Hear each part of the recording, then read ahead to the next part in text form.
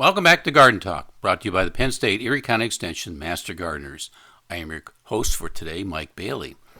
And I say simply host because Ellen's not here today.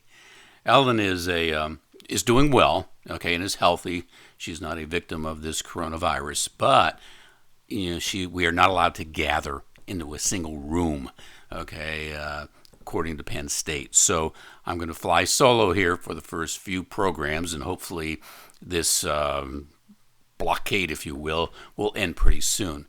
But I want to start off by thanking Brian, you're the owner of your local radio station, for allowing us to, bring these talks to you again this year. Ellen and I really enjoy this, and we learn a lot, and we hope that it's meaningful to you also.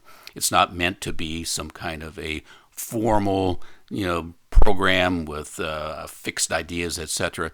This is kind of more of a general talking points, okay, if you will, regarding some garden topics, and we'll try to stay seasonal as we go throughout the season to bring some ideas, maybe a few new ideas to you as to how you might approach some things. And we'll certainly try to give you some meaningful information, about, pest control and disease control along with growing plants. And, it's just been a joy for us. So thank you very much for allowing us to do this. And Ellen and I, we did talk, about, what should we start the year with? Because this is really our first session of the year. And we decided to talk about growing plants indoors. And why would you want to do something like that anyways? It sounds like a real challenge. Or, you hear people talking about, well, if you don't start your tomatoes by the end of February, you're in trouble, da-da-da-da-da-da. Well, all that's not really true. But we'll get into some of that stuff. But first of all, I wanted, one of the first things you need to know when you talk about starting seeds indoors is that some of the transplants or some of the seedlings that you create don't necessarily do well in the transplanting process. Some plants will do better than others. And if you're an experienced gardener, maybe you can do just about anything starting it indoors and transplanting it. But for the average gardener, you should probably stick to those things that are going to be a little bit more successful.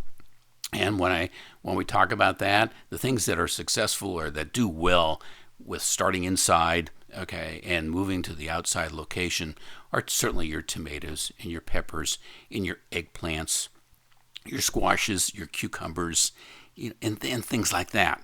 Things that don't do well when it comes to this kind of a transition are things like beans and corn and even some of the greens don't do really well. You're much better off just direct seeding them into your garden soil.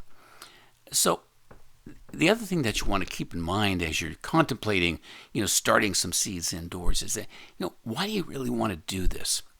And what it comes down to is that, starting seeds inside just opens up a whole new, area of varieties to you.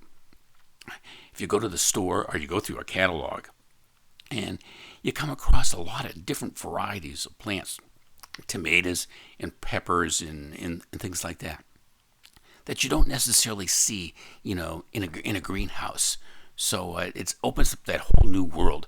It also gives you an opportunity to buy some disease-resistant, pest-resistant, plants. So our seeds to grow into plants. So that's a good idea also. So I guess that's why we like to do it. It's the variety. It also gives you kind of a little bit of control over the growing conditions, of these plants early in the season. And like I said, some things just don't do well with that, by nature. So so try not to do the beans and the corn and in the sunflowers, etc. But in general, the flowers that you plant around your house do very well with starting from seed indoors. And I would encourage you to do that. Direct seeding a lot of the things, that you use for color around the house probably doesn't work really well. Some things are tough. Marigolds are tough. Zinnias are tough. But once you get into some of the other things, it doesn't work out really well. So kind of keep that in mind as you set your plans for, starting seeds inside. Now, what are we going to do in the future programs. Well, what I want to tell you about is some of the approaches that you might use to start seeds indoors and be successful at it. And that's what I want you to be. I want you to be successful. And we've even dealt with a couple of individuals recently who have been very, very tentative about starting some seeds indoors, even though they had some equipment. They go, it's always a failure. It doesn't have to be a failure. It can work out really well. So we'll walk you through that step by step, okay, in the next couple of sessions as to how you might do that and be real successful.